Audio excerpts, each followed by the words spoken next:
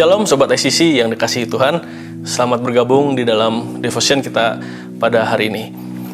Saudara, mari kita buka Alkitab kita di dalam 1 Yohanes 2 ayat 15-16 dan kita baca sama-sama. Janganlah kamu mengasihi dunia dan apa yang ada di dalamnya. Jikalau orang mengasihi dunia, maka kasih akan Bapa tidak ada di dalam orang itu.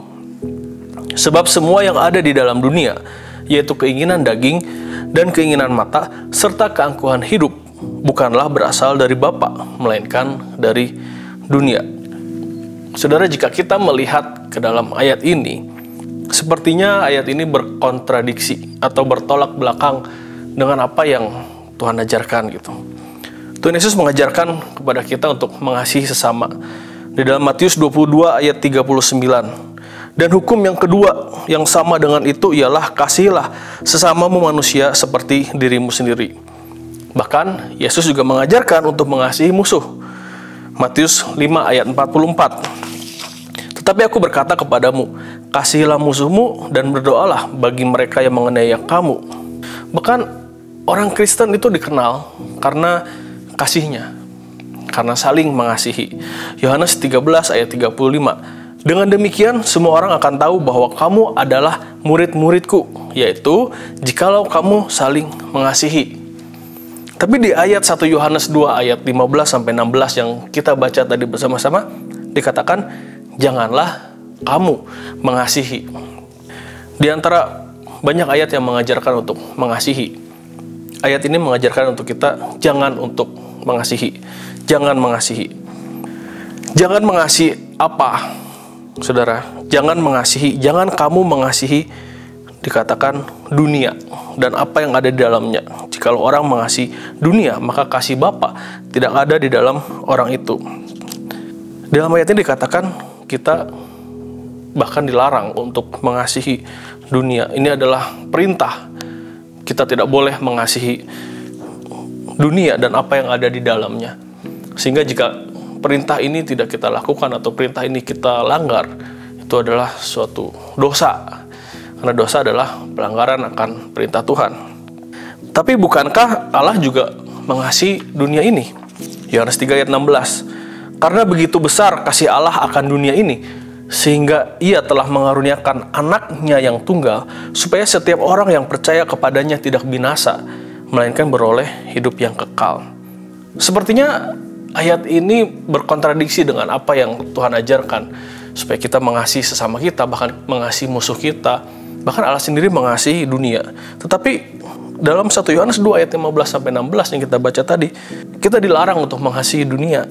Nah, kata dunia dalam bahasa Yunani, kosmos, itu dapat berarti dua makna. Makna yang pertama adalah alam semesta dan segala isinya. Itu yang ada di dalam Yohanes 3 ayat 16. Karena begitu besar kasih Allah akan dunia ini, alam semesta dan segala isinya, termasuk kita manusia yang ada di dalamnya. Itu arti kosmos yang pertama, alam semesta dan segala isinya. Nah, sedangkan di dalam 1 Yohanes 2 ayat 15-16, ini adalah kosmos, dunia. Janganlah kamu mengasihi dunia, kosmos. Arti yang kedua, yaitu segala yang berasal dari dunia. Dunia di sini adalah dunia yang sudah rusak karena dosa. Sin corrupted world. Ketika dosa masuk melalui Adam dan Hawa, kemudian menjalar ke seluruh dunia, hingga sekarang dunia menjadi terdegradasi atau menjadi rusak karena dosa gitu. Sehingga memunculkan tiga hal ini yang akan kita bahas pada hari ini. Di ayat yang ke-16, 1 Yohanes 2 ayat 16. Sebab semua yang ada di dalam dunia, yaitu keinginan daging, keinginan mata, serta keangkuhan hidup, bukanlah berasal dari Bapa, melainkan dari dunia, yaitu dari dosa. Mari kita bahas satu persatu, saudara. Yang pertama, keinginan daging. Dalam Galatia dikatakan jelas apa itu perbuatan daging. Mari kita baca Galatia 5 ayat 19-21. Perbuatan daging telah nyata, yaitu percabulan, kecemaran, hawa nafsu, penyembahan berhala, sihir, perseteruan, perselisihan, iri hati, amarah, kepentingan diri sendiri, percideraan, roh pemecah, kedengkian, kemabukan, pesta pora, dan sebagainya. Itu adalah perbuatan daging.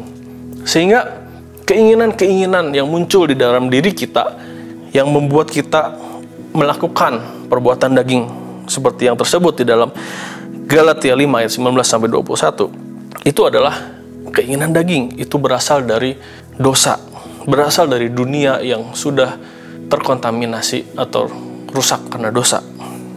Keinginan daging itu muncul karena yang kedua, keinginan mata.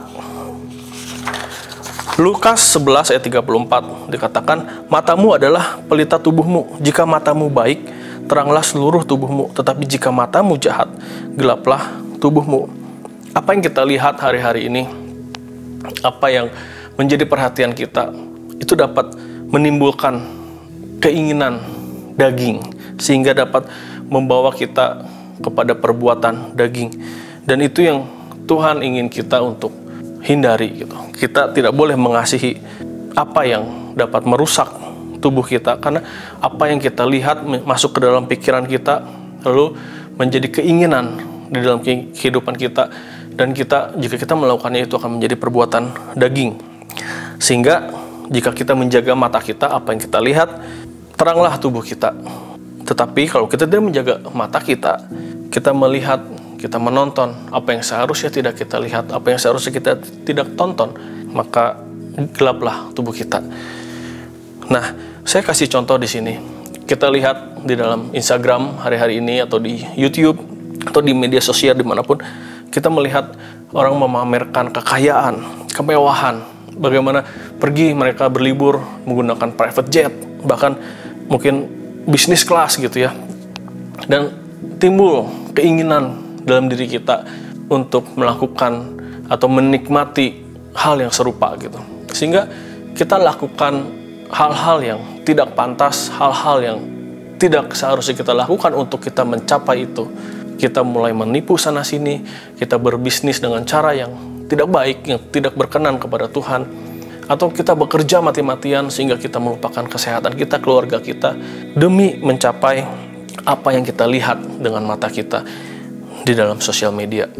Atau kita juga melihat mungkin di sosial media bagaimana orang memamerkan tubuh yang langsing, yang fit gitu ya, mungkin gaya hidup yang olahraga gitu.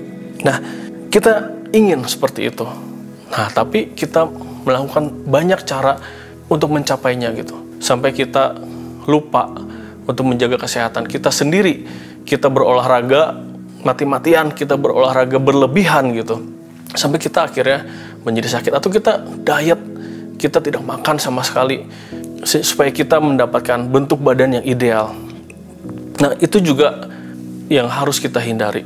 Kita tidak boleh, Tuhan tidak ingin kita untuk mencintai hal-hal yang seperti itu, sehingga itu akhirnya merusak kehidupan kita.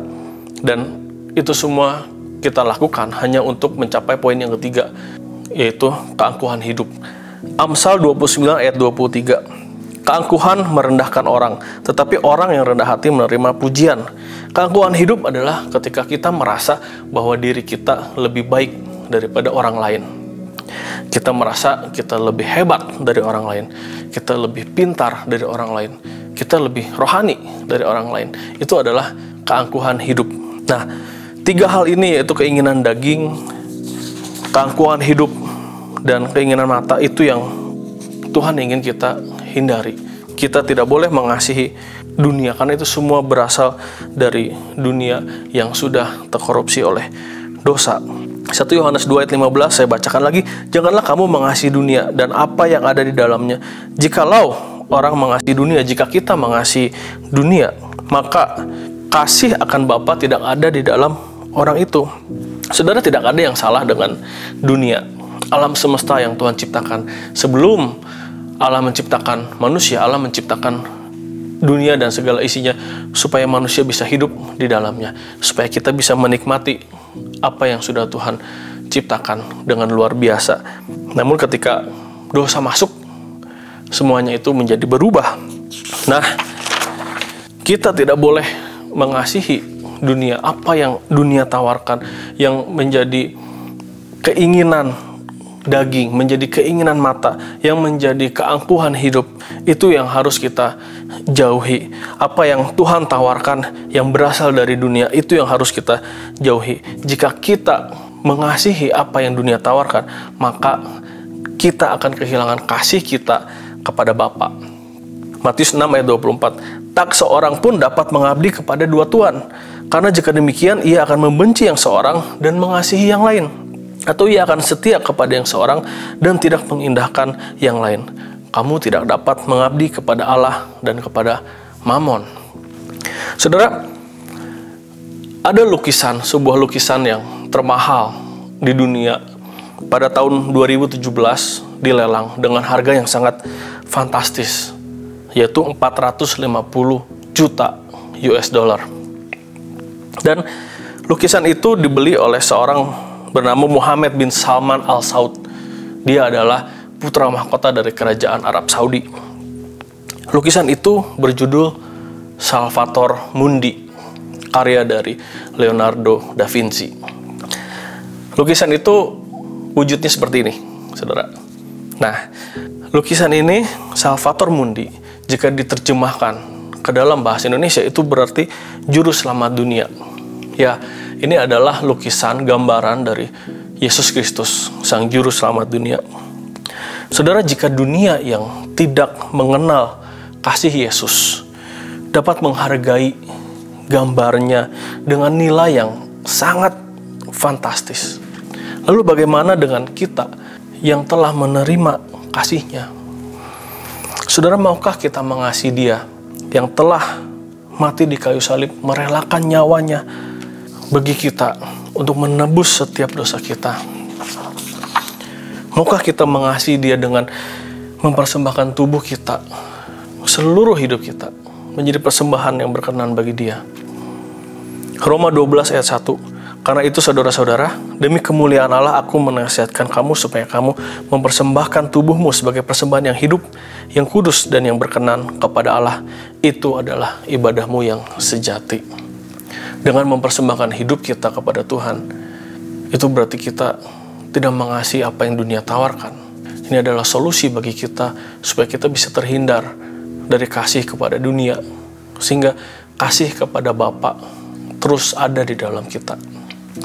Jika saudara mau hari ini untuk memutuskan, Tuhan, aku mau mengasihi Tuhan lebih daripada apa yang dunia ini tawarkan, mari kita berdoa. Tuhan Yesus, terima kasih Tuhan untuk pengorbanan-Mu di kayu salib, Tuhan. Terlebih karena kasih-Mu Tuhan yang nyata di dalam kehidupan kami. Kau mati di kayu salib, kami melihat betapa besar kasih-Mu dalam kehidupan kami.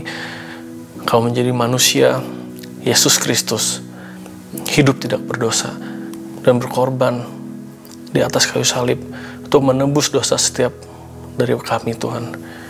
Tuhan, pada hari ini kami mau menyatakan bahwa kami mengasihi Engkau sungguh-sungguh, Tuhan, lebih dari apa yang dunia tawarkan. Kami mau mempersembahkan kehidupan kami, Tuhan, untuk Kau pakai menjadi alat-Mu, Tuhan, menjadi kemuliaan bagi kerajaan-Mu, Tuhan. Ini kami, anak-anak-Mu, Tuhan. Kami nyatakan bahwa kami mengasihi Engkau lebih dari apa yang dunia tawarkan. Pakai kami di dalam rancangan-Mu, Tuhan, bagi kemuliaan nama-Mu. Dalam nama Yesus. Haleluya. Amin. Oke, saudara, sampai di sini devotion kita pada hari ini. Sampai ketemu lagi di lain kesempatan. God bless you.